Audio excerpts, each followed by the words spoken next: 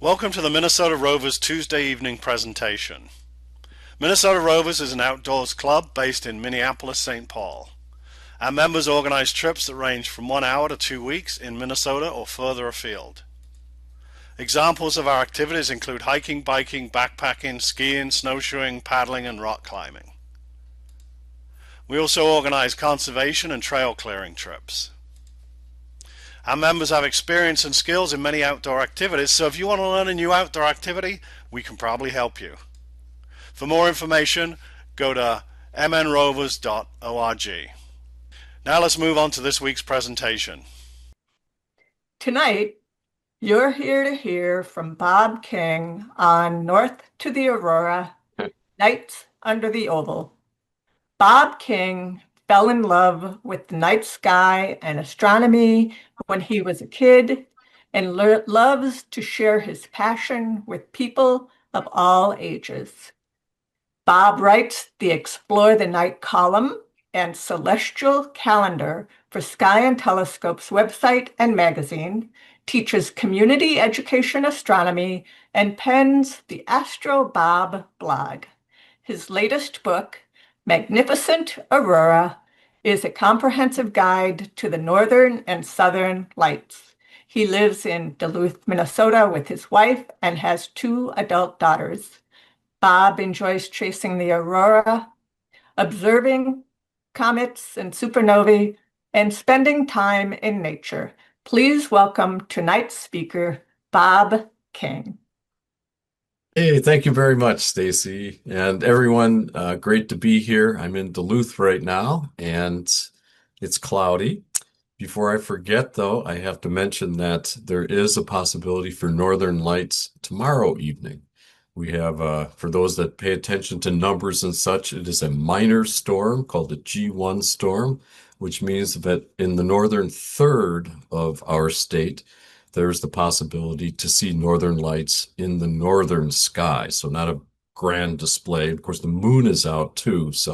But I know the forecast for this part of the world is clear tomorrow night. So I know I'll be watching. And if any of you are up north, keep an eye on the northern sky.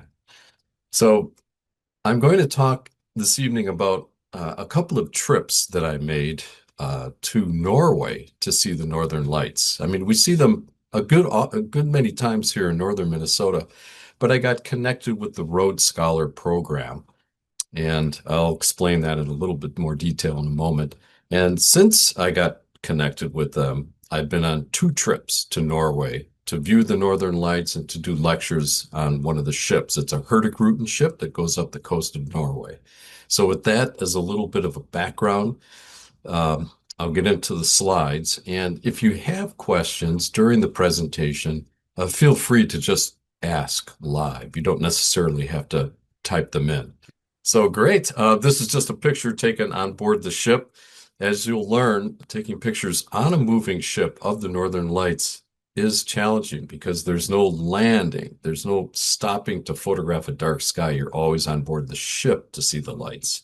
So it's quite a thrill, really. It's the Rhodes Scholar program, and this is the name of the program. It's called the Journey Along Coastal Norway, Astronomy Above the Arctic Circle, because indeed you do go above 66.5 degrees north, which marks the Arctic Circle. One of the fascinating things, and maybe some of you have experienced this, when you fly to Europe, it's almost always an overnight trip. And the route is a northerly route across Canada, including the provinces of Quebec and Labrador. Sometimes you go over Greenland, Iceland. And my gosh, at 40,000 feet, you can look out the window, and overnight, you will almost always see the northern lights. Especially when they turn the lighting in the plane down. But if in case there's a little too much light or reflection, and this is just a tip, if you want to get a picture of the northern lights out your plane window using a cell phone, which is what I used here, take the blanket they give you and drape it over your head, or take your coat or sweater, put it over your head and go right up against the window and put your phone right up against the window. But you can see it with your eyes and you can photograph it. And be sure to get on the left side of the plane, so that you're facing north as you're headed east towards Europe. So it's a fairly long flight. You end up going to Amsterdam, and then the destination is Bergen, Norway. This is a view from one of its seven large mountains that surround the city. It's a very beautiful area right there on the North Sea. And it's considered southern Norway, even though the latitude there is 60 degrees north. So we did some touring of the city, ate some great fish, that was caught in the area. It's kind of like Duluth in that way. It has a harbor, it has their own fish and all of that. So it was felt a little bit like home. It even has sort of a canal park, so to speak, aerial lift bridge feel because there's a shipping area right down on the waterfront, and the hotel that I stayed at was right down here. It's called the Briggen. It's their harbor district, and it goes back, good gosh, like to 1000 AD or something. You know how European history is. It's just so much deeper, goes so much farther back than US history, at least US European history. So we stayed down here for a night, and then the following day we got on the ship. And of course, I was touring around town looking for places to eat. I did not eat here at McDonald's, but it's certainly the most elegant McDonald's restaurant that I'd ever seen. So I thought it was worth a photograph. This is our route. So it's basically about 1,250 miles. Starts down here in Bergen, which is, as I said, in southern Norway.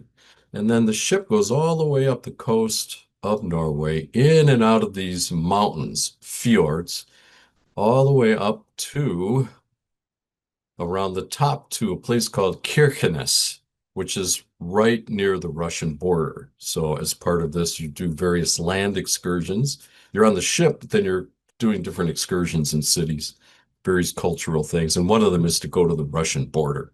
So you get off in Kirkenes and you take a bus and you go right up to that border. And then you turn around and you come all the way back down. So when you're in Bergen, your latitude is 60 degrees north, which is 6.5 degrees beneath or below the Arctic Circle.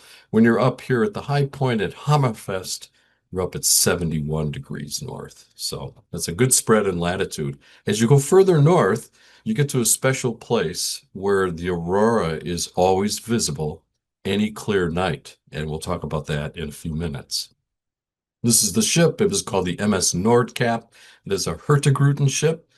It's a coastal cruise ship, which means it's not just for tourists. Matter of fact, it's largely used by locals to just travel up and down the coast to get to the various cities that are along the coast. And it's a small ship, roughly carries about 500 people. And I had a cabin on board with a window, which was great. And it was in a position where I could squeak in there and look to see if there was some northern lights. I could just kind of tell if there was or wasn't from my cabin. Most of the time I went out on the deck to check. As you're going north, no surprise, the sun, which is in the southern sky, begins to drop lower in the southern sky. So the days get shorter during your trip and the sun drops lower. This is during winter trips, like when I was there in February and then I returned again in October. So the height of the sun changes. As you move north, the sun moves south. And then when you turn around and come back south, the sun moves back up.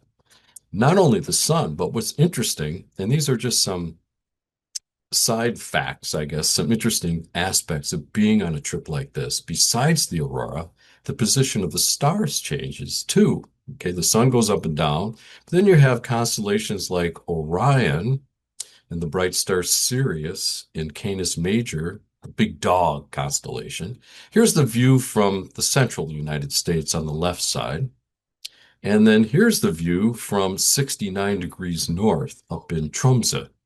And wow, what a difference. I mean, you can look and see that Orion in the southern sky, because you've gone north, is way down in the southern sky. And Sirius is just barely above the northern horizon. So this really gives you a feel like you've traveled quite a great distance, especially if you're coming from our region and going all the way up beyond the Arctic Circle.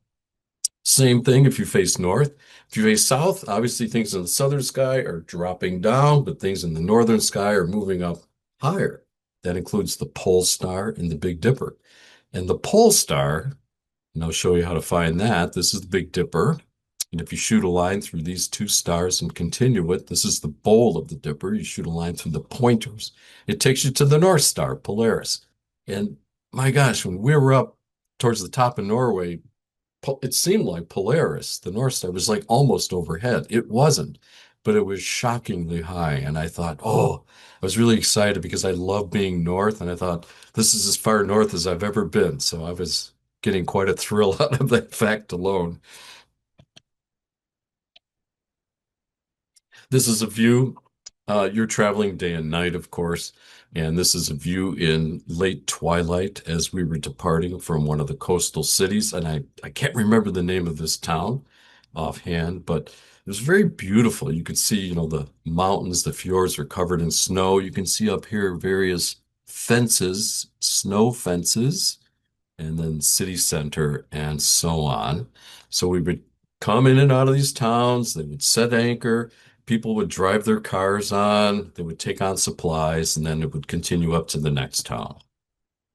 This is a fascinating little area we went through. It was into a fjord where it's extremely narrow, and you can only get through it in calm waters, but it's called the Troll Fjord.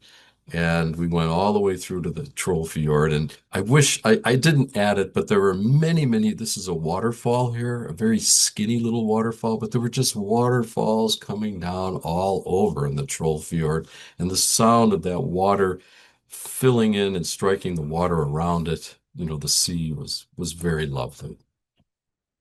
The particular groups with Rhodes Scholar, they number usually between about 18 and 30 people, and you spend your time with them. Now, I did talks, so I did lectures, 5 or 6 lectures on board the ship. And then I enjoyed spending time and getting to know the people and having dinner with them. And of course, you had all kinds of wonderful food and conversations. So it was a very exciting time, not just for the Aurora, which we will get to, and also the other excursions and the simple traveling far north, but just hanging out with the people and getting to know them because these people are kind of like all of you guys. They're very curious about their environment and the world, and they've been many places, and so they have many stories to share. The food was great. This is reindeer. There are a lot of reindeer up in that part of Norway, and it's a common food to eat. That's a reindeer sausage and then a reindeer fillet prepared there, as you see. So that was a delicious meal. Now about the Aurora. The people, the food, the trip, fantastic. The ship is aware, the crew is aware that people want to see the Northern Lights. That's one of the reasons they take this cruise. And so they will announce, like if you're at dinner, they will announce, hey, the Northern Lights is visible now if you go up to deck 7 or whatever. But you can also hit a setting on your phone in your cabin so that you can hear any and all Northern Lights announcements during the evening. They usually quit around 11 o'clock, maybe midnight. I don't think I ever heard one even around midnight, but you can be alerted to go out. And when you hear that the Northern Lights is happening, well, of course, what we all do is we get our pants on. You might be familiar with this expression, which comes from the Alberta Aurora Chasers. Pants on is the expression of let's go. We got Aurora out. And believe me, our group got their pants on. They wanted to see the Aurora. So this is a view of the Northern Lights taken from one of the decks of the ship. You can see people with their phones. Mostly phones were used. I bet you can recognize a constellation. There's the Big Dipper. Here in our region, the Dipper would be sitting near the horizon, but of course, you're in northern Norway, so the Dipper is higher up because it's a northern constellation. Another view. Just a few people had DSLR cameras and mirrorless cameras to photograph the lights, and stabilization on the phones worked for the most part. Now, there were often winds. This is a challenging environment to take pictures, especially during my second trip. So my camera was always on a tripod, but phones have wonderful internal stabilization. So you can just hold them up and then keep trying, to take a picture, and they will stabilize in shaky movement or a little bit of wind and still produce wonderful images. Here's another way to stabilize your phone. This is one of the guys in our group. He laid down on the deck and shot straight up, and I thought, brilliant maneuver, brilliant maneuver. This is one of my favorite pictures that one of our group shot with an iPhone 16 handheld photo. And, she just did a great job of capturing the scene and the aurora. If you're on one of these cruises and the moon is out, you might think, oh, the moon's going to ruin it. Well, I discovered that even with a full moon, the aurora is so bright up there that we were able to see it in moonlight, no problem. And the moonlight provided illumination for the landscape, so you could photograph the lights and also the mountains and the clouds. And that made for some very nice pictures. Now, when you're down around Bergen and Trondheim, you are still kind of in the southern part of Norway, and the northern lights look similar to what you see in our region. In other words, you're looking to the north primarily, and you can see rays and bands. You're looking kind of laterally at the aurora from left to right. But when you go farther north, your ship is actually directly under the aurora most of the time. And so instead of it looking like a series of bands, those bands would come over your head and they would look like multiple stripes and whirls. So it had a different appearance because of your latitude change. And I'll explain why with a diagram here in a little bit. There's various ceremonies and special things that happen on the trip. This is a globe. This is a tiny island. It's about this big, and it's called Vikingen, and it's where the Arctic Circle is. And so when we cross the Arctic Circle, they always have a special sort of initiation on board, whereby I believe that's the god Neptune there on the right, and he takes a big ladle and puts ice water in the ladle and pours it right down your back. And man, that really made me jump. I went right back down to my room and shook it all out in the shower. But when you do go through the ceremony, you get to drink a little glass of liqueur. The other ceremony on the return trip is to drink a shot of cod liver oil. So, we like to mark these special occasions with special events. Oh, oh. Pardon me. This was one of my very favorite visits. This is Elaine Christina Oskal. She's a member of the Sami, and you might be familiar with the Sami people. These are the indigenous people of northern Norway, Finland, northern Russia, and they herd reindeer. That's traditionally what they've done. They live off the reindeer. Their lives are directly and fully connected with the lives of reindeer. And she is one of the Sami people. And she told us about their history, and we got to meet Angel, the reindeer. And one of my favorite things that I learned is that every Sami has their own personal song called a yoik. You see it there, Joik. And it's a spoken word song that identifies who you are and that says something about who you are personally. So it tells you like who your family relations are, and then it expresses something about you personally in its melody, rhythm, and words, so that when you meet someone and you sing your yoik to them, they're like, oh, I gotcha. I understand kind of a little bit about who you are. And this is not her yoik, but this is the sound of a yoik. This is someone else's yoik. I hope you can all hear it.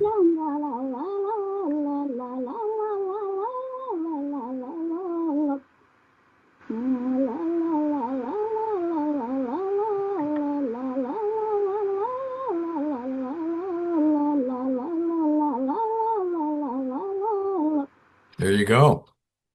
Though it was fascinating to me, and I'd like to work up my own yoik. I have not yet done so, but that's something I plan to do.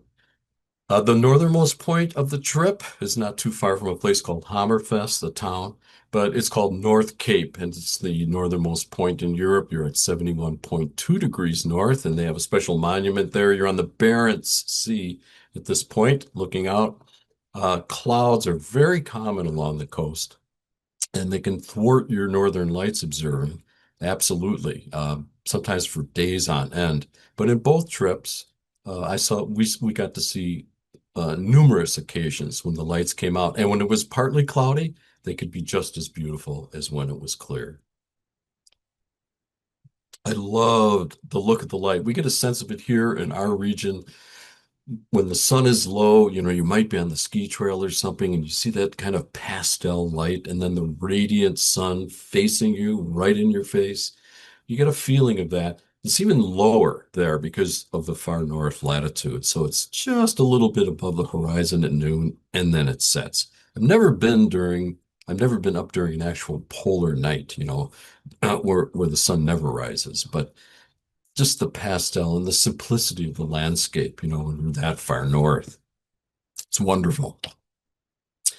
Here's something, maybe you guys have seen this. I've never seen this. It's a little kick sled. So you want to go out and pick up some groceries, you just take your kick sled because they don't plow the streets there down to the surface. It's just not, and it doesn't seem like they use much salt. So there's always a surface that you can walk on of snow, or you can use your sled. And then one interesting thing about Norway, you can look out over this landscape and go, holy heck, where are we? Antarctica or something? I mean, it looks totally Arctic, but it's not cold outside. This is February, and the coldest temperature I experienced there was probably about 20 degrees. It was typically maybe 25 in the daytime, and this was at 71 degrees north. And the main reason for that is the current. It's the Gulf Stream current that works its way up the North Sea, keeps the water warm, and it makes it much more clement there than otherwise. If there was not that warm Gulf Stream current, it would be like Siberia in Norway. So big difference that current makes. Because we're talking about the rovers, speaking with you guys, the rovers, one of the things that I really had a wonderful time at was I got to cross country ski in Tromsø, and the trails are open day and night. They are lit. They'll take you to various places in town all over the place. And instead of just having a trail that's for classic ski and skate, they also had a parallel trail right there for walkers, and then another trail for fat tire. So it's like 1, 2, 3, 4. So there were just all kinds of human traffic on these trails, which was very enjoyable. So, and this particular trail was well groomed, and it was in Tromsø. Well, that's a little bit about the fun people things that we did and a bit about the environment.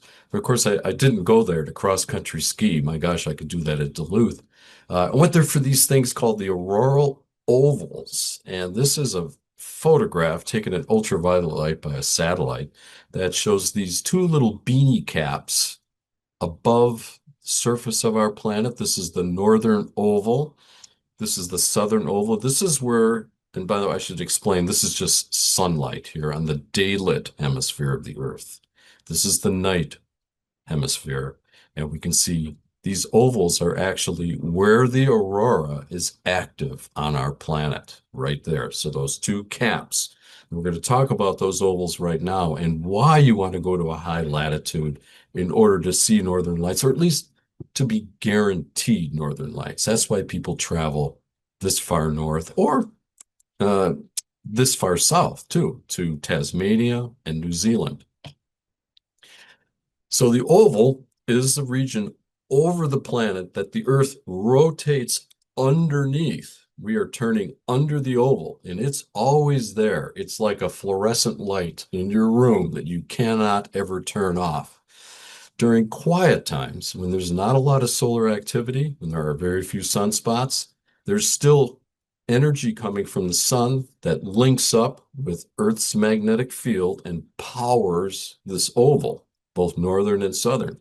But it's very small when there's not much happening on the sun, when we don't get any solar storms. So in the quiet times, you have to be in this area approximately in order to see the northern lights. So down here in Minnesota, you wouldn't see any aurora at all because you're just too far from that oval. Here's a kind of a detailed view of the northern oval so you can see what cities are on it or near it. We start over here with Fairbanks, right there under the oval. So it's another great place for Aurora tourism. Churchill, Manitoba is relatively close to us and a wonderful place to see not just aurora, but polar bears. Greenland, of course, Reykjavik in Iceland, and there's Tromsø in Norway, and through Siberia as well. And the oval is not centered on the geographic pole, but it's centered on sort of one of Earth's magnetic poles called the North Geomagnetic Pole. So that's the hot spot right there. Whether storm or no storm, good place to be. How do we get the oval down here is the question. What happens to cause that oval to expand outwards so that we get to see it in Minneapolis, for instance, like we did, for instance, in May of 2024 or November and December of this year? Well, the sun has these massive explosions called flares. And when these occur on the sun, they blast out just billions of tons. I'm serious, that much material, billions of tons of solar material that are made of nothing but charged particles, which is basically like a simple atom, but instead of the electrons and the protons sticking together, it's so hot on the sun that they're always broken apart into just individual particles.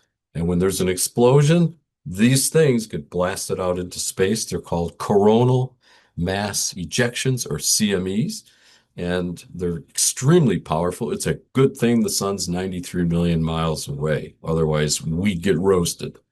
So we call them CMEs, coronal mass ejections. Coronal means the sun's atmosphere. That's called the corona. So when we get an ejection, we get a piece of the sun's atmosphere blasted out towards the Earth in space. So let's say we have a big solar storm, coronal mass ejection, and it links up with Earth's magnetic field, which we'll talk about in just a minute. That energizes the ovals.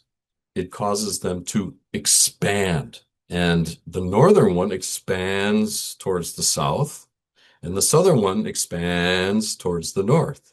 So we say they expand equatorward, to cover both cases.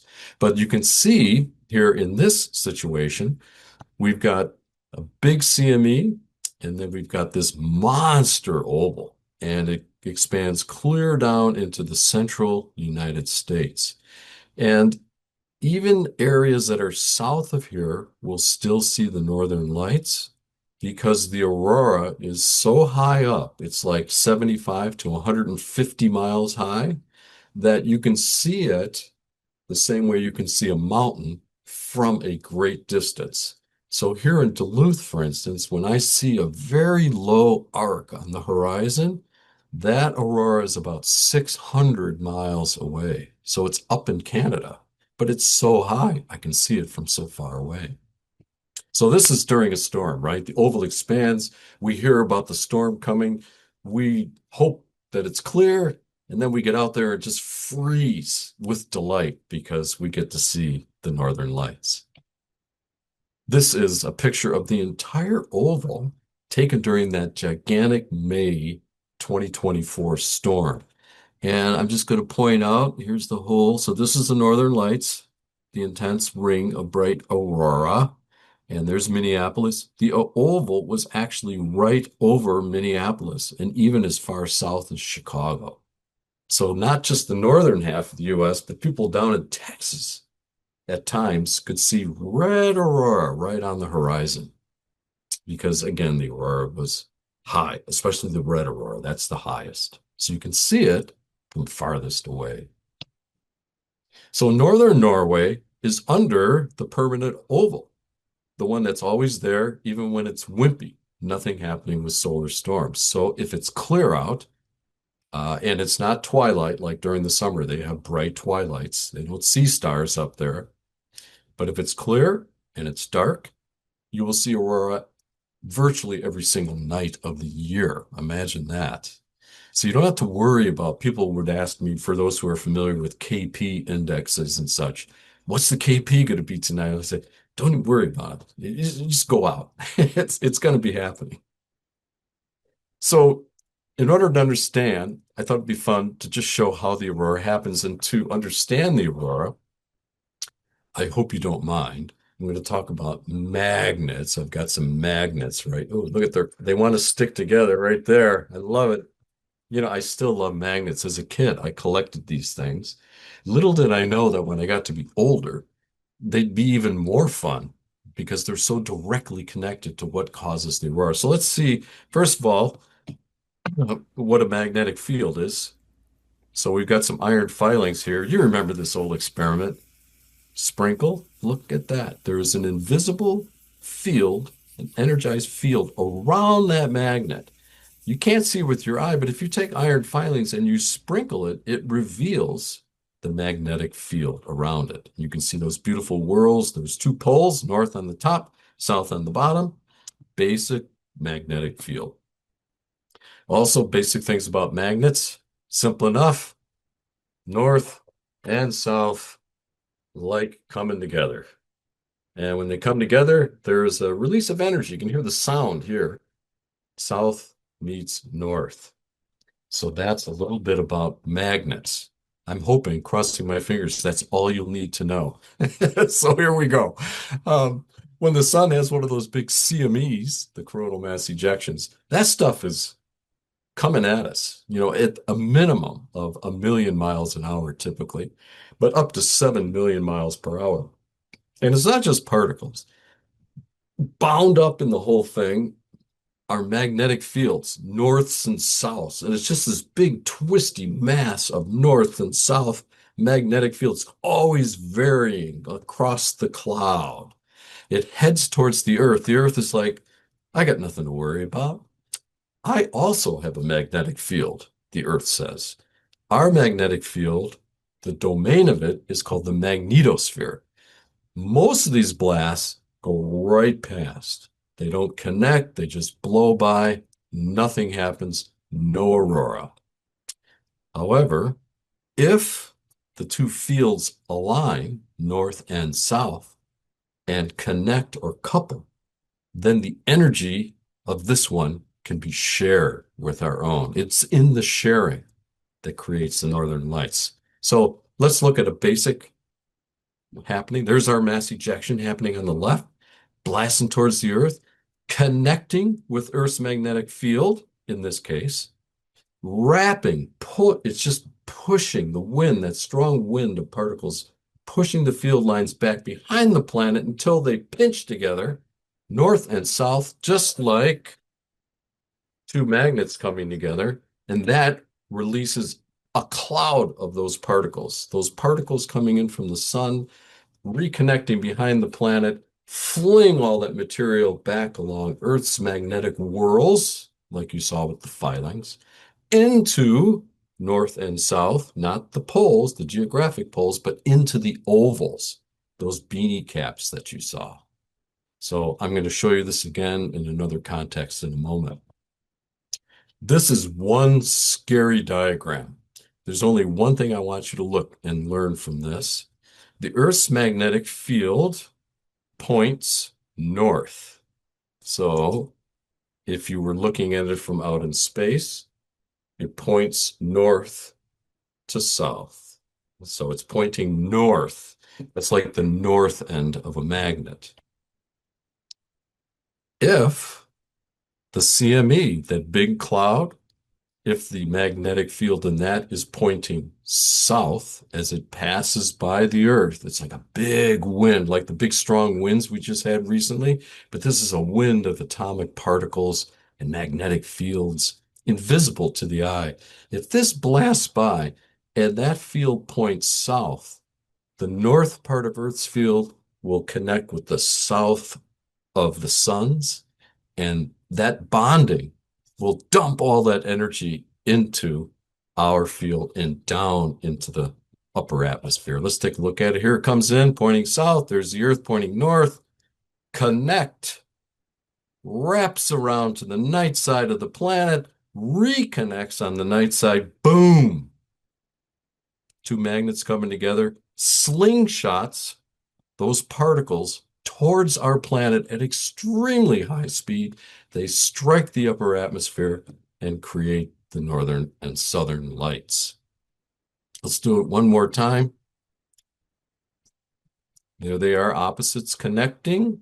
You see the arrows opposite, and then just like a rubber band, it's just like stretching out a rubber band as far as you can go, and then it snaps right back towards the Earth. And it snapped, we're going to see how fast that material hits the atmosphere over your head. Check this out. When that connection, that coupling is made between what the sun is delivering and what we can connect to, when that coupling is made, those particles come streaming in 44 million miles an hour. I mean, they're tiny as heck. You can't even see them. It's electrons, protons. When they hit the atmosphere at those speeds, they excite the atoms to glow. This is a view of one of the ovals, kind of an animation of multiple pictures.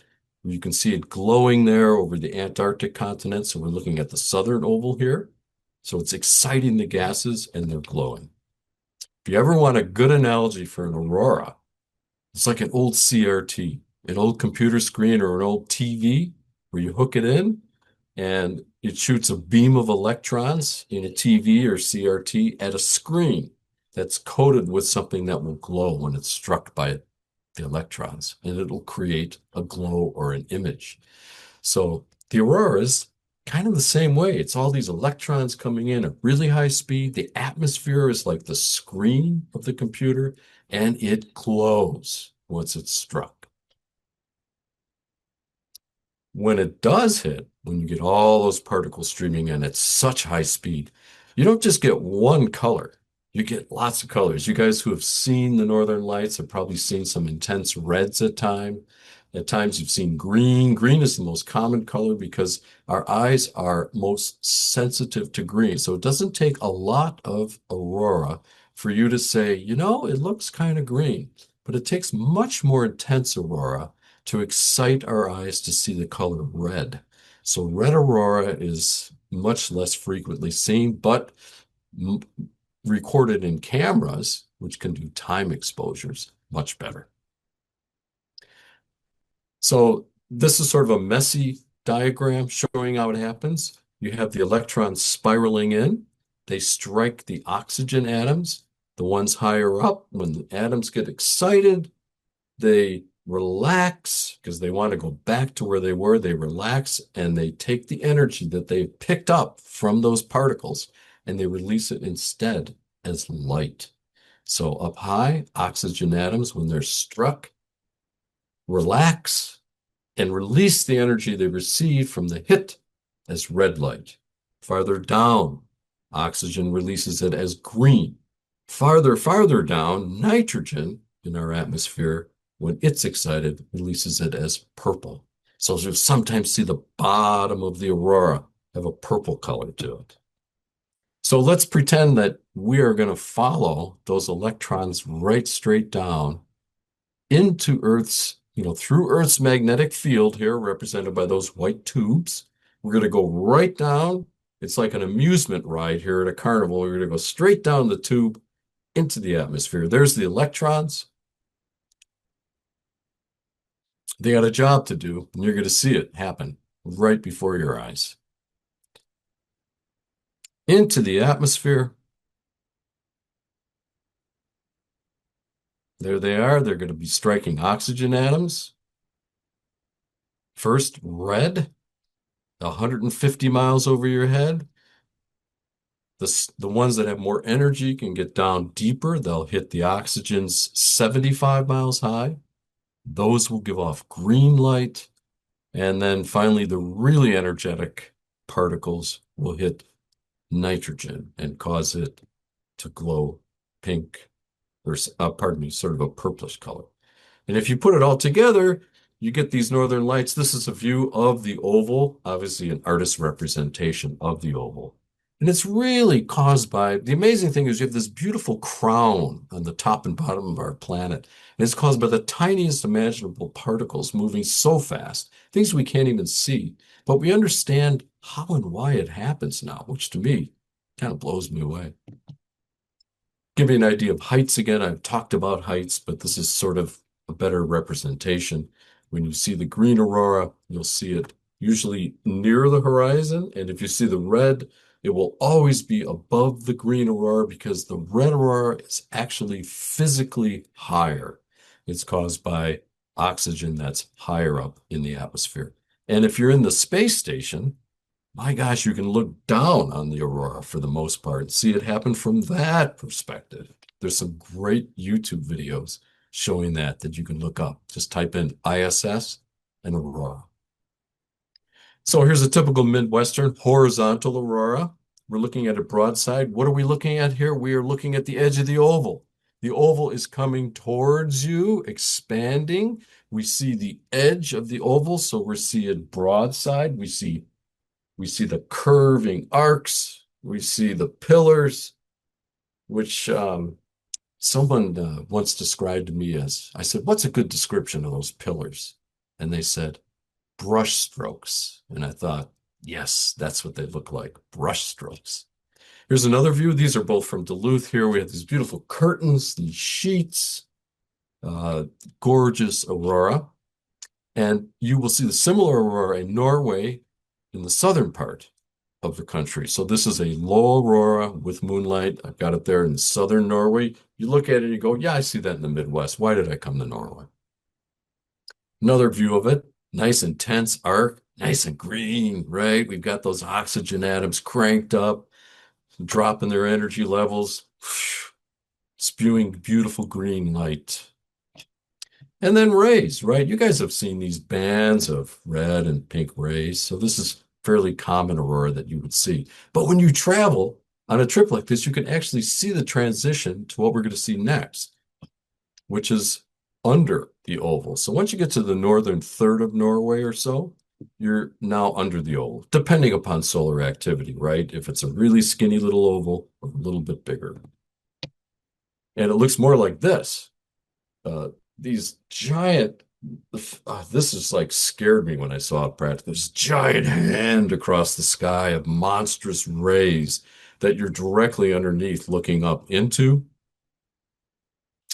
Then you have these corkscrews. This would normally from the Midwest be seen broadside, so it would just flatten out. But here, because it's dangling right over your head, it has a more three-dimensional corkscrew appearance. The details are not hidden by being compressed through distance. You can see separation because it's over you. And then these wonderful bird-like forms that were visible from time to time. By the way, here's the Big Dipper. Right there. There's the handle. There's the bowl. Very high up in the sky. And this was a amazing sheet of aurora, and a very special thing is happening here called black aurora, which I rarely ever see, where the electrons go the opposite direction. Instead of coming down, they go up and cancel out the northern lights and create these black gaps or strips. And you can see this is a couple second time exposure. So we're moving. The landscape here is blurred. The people are a little bit blurred as well. This is a fisheye view again, and we're looking directly overhead. It's like you're a tiny person standing underneath a mushroom, and you're seeing this vast series of rays directly overhead. More curtains on the ship, or over the ship.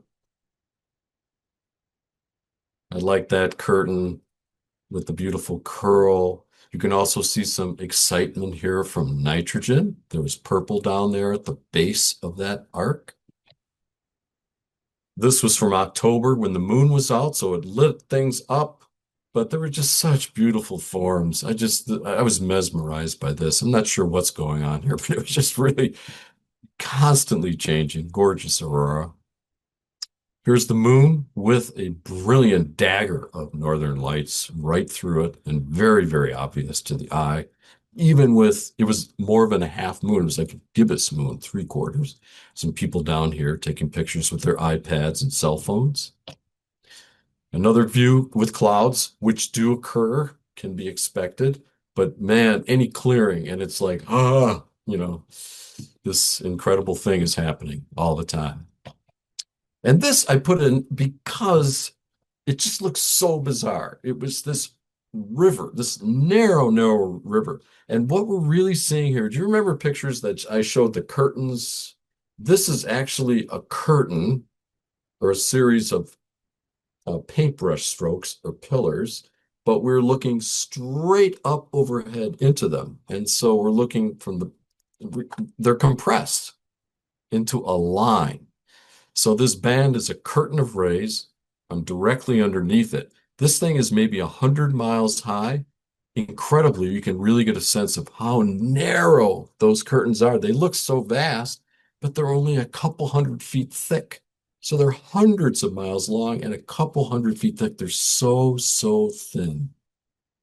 And this shows it. So I thought you might be interested in that. Here's another view, just big, from across the entire northern sky. And then what is that fern that you see a lot that's edible in the spring? This is what that reminded me of, that beautiful curl fern. I've never seen curls quite like this in our region, but the curls were part of the polar northern aurora for sure. And you're out there on the water. You've got some green reflection happening when you're doing a time exposure. And then this is just some craziness. That's the moon, clouds. And I was looking at this thinking, how am I seeing aurora through the clouds next to the moon? And yet there it was. It was a remarkable sight. Another view of northern lights, beautiful things happening, some things I can't explain. And then this lovely mixture of oxygen and nitrogen aurora. It was intensely purple to the eye and in the camera, of course, too. It looked like lightning at the top of the sky. It was brilliant. But we had to say goodbye. The boat turned around and you headed back down. And now you've got, this was on February, our final night out, it looks like, final night. And you can see kind of the usual, also very beautiful, not to say anything bad about our aurora in any way. I love all auroras. I'm a big fan of simple arcs. I love the look of an arc. So we have this, and then this was also taken on the final night. So these are called the bead aurora, and this is also visible in the Midwest. So it was gorgeous. Taken with a fisheye. It was so bad. That's the thing about being there. I had to often use a fisheye lens, a full frame fisheye lens, to get a sense of how big the display was, because it would extend all the way across the sky from east to west. There's a lot of east to west aurora there, whereas here in the Midwest, it's more happening in the northern sky, unless the oval really comes down over us, and then we see those beautiful coronal structures up way at the top of the sky. Here's the thing, if you go on a trip like this and you're interested, well, what am I going to need if you're using a digital camera on a tripod? This is what I did. I did shoot pictures that were 2.5 seconds maximum exposure. And that was to counter the ship's movement. I mean, it's almost constantly moving, rocking, moving back and forth. So that means I had to increase the ISO. So I would use my very fastest lenses, which are f2 and f2.8. I did most of it with 2.8. And then you have to set up your sensitivity or your ISO at a minimum of 3200. I often shot at around 8000, which sounds high, but modern digital cameras do quite well with the northern lights and give good color rendition and even acceptable graininess to the photos, even at ISO 8000, 10,000. So don't be afraid if you do this to go right up to the top in order to stop the motion so you have sharp images. If you're using a phone, it's different. Whether you're using a Samsung Galaxy, you use it in night mode, you can set it for 3 seconds or set it for longer. 3 seconds typically did the job for the Aurora. It's a matter of just with an iPhone, aiming your phone at the Aurora, hold it steady. You'll see those 2 crosses there. If you see them, just keep them overlapped. And you can experiment with this on solid ground, hopefully soon. You could just do it with constellations the next clear night. And give it a try if you haven't already. You keep them centered, exposure's done. It knows it's shooting in night mode. You'll see that because a little crescent moon will appear at the top of your phone. And it'll say 3S, 3 seconds. So that's just the default. You can also change it to 10 seconds, but probably don't need that for a bright aurora. 3 usually does it. And these are just a couple of resources for those who are interested in knowing when's it going to happen. I want to know when. That's the problem. I'm here at home.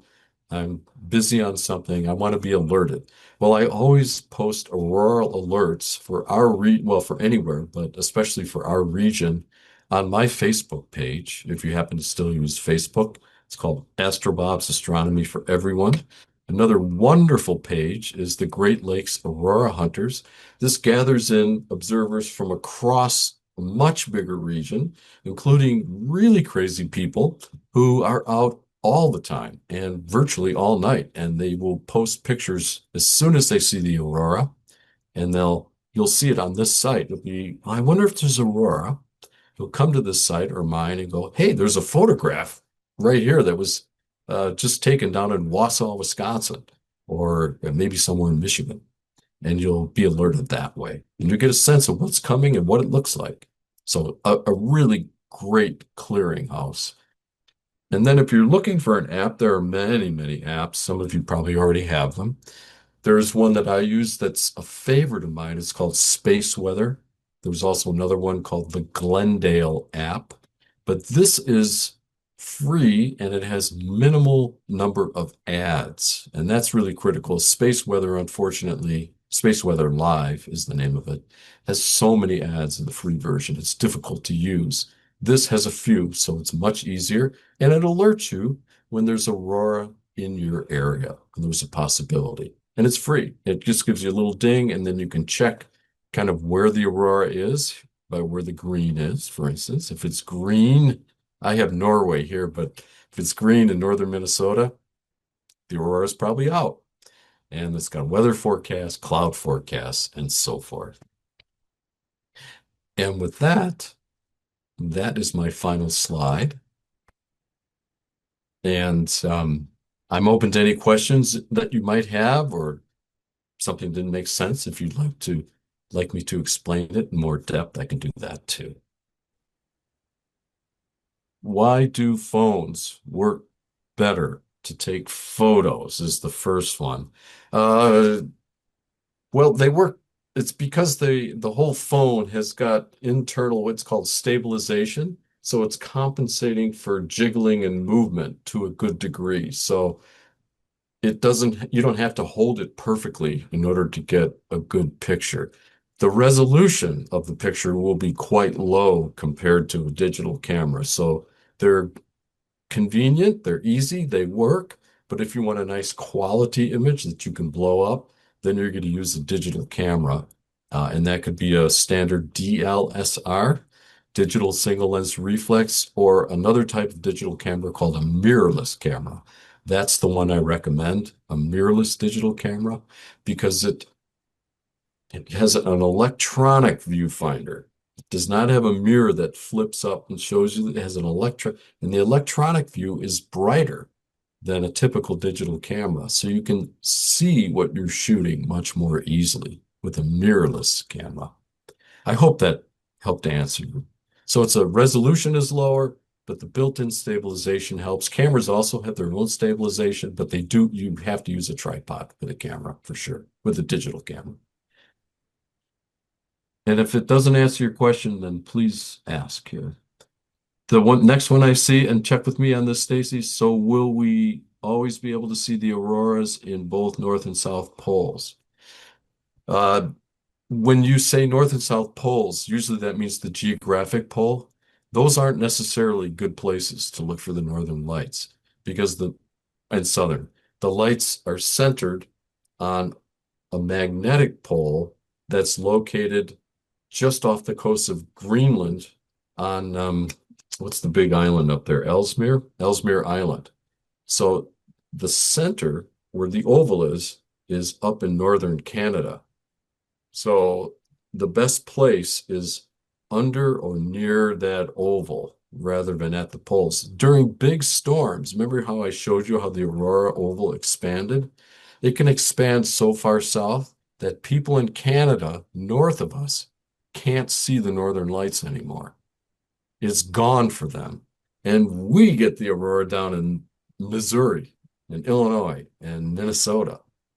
So it's not necessarily the best place to be, but up in those northern regions, not at the South and North Poles, are where the Aurora is best visible. Let's see if there's another question here. Thanks for that question. Each time there's a strong CME. There can be strong CMEs. We can't know exactly whether it's going to connect or not. Remember, I talked about one had to be south so it can connect to our magnetic north.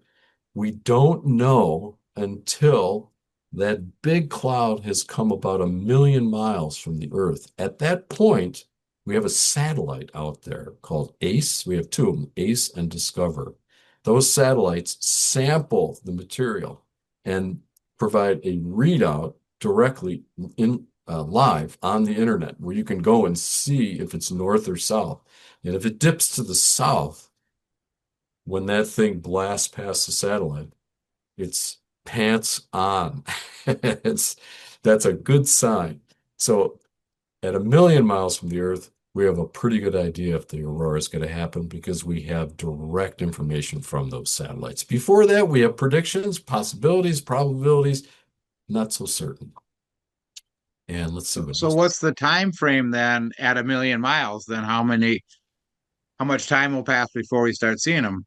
Yeah, that's a wonderful question. The time is usually varies from about 40 minutes to a little more than an hour. So if the satellite shows this big dip where it's south, south, south, that's what you want. You want it to be pointing south, what's coming from the sun. When I see a dip like that, I go, ooh, goody, goody, goody. I've got about an hour before that will manifest itself because it has to do that travel time and then it has to wrap around the Earth, like you saw, reconnect and snap back. So, and some apps like Space Weather Live will tell you the arrival time. They'll say, based on the wind speed coming from the sun, it'll be here in 38 minutes, 56 minutes, 67 minutes. So I know that particular app gives you a very good idea of time. And the time does always vary, but if you want for rule of thumb, an hour.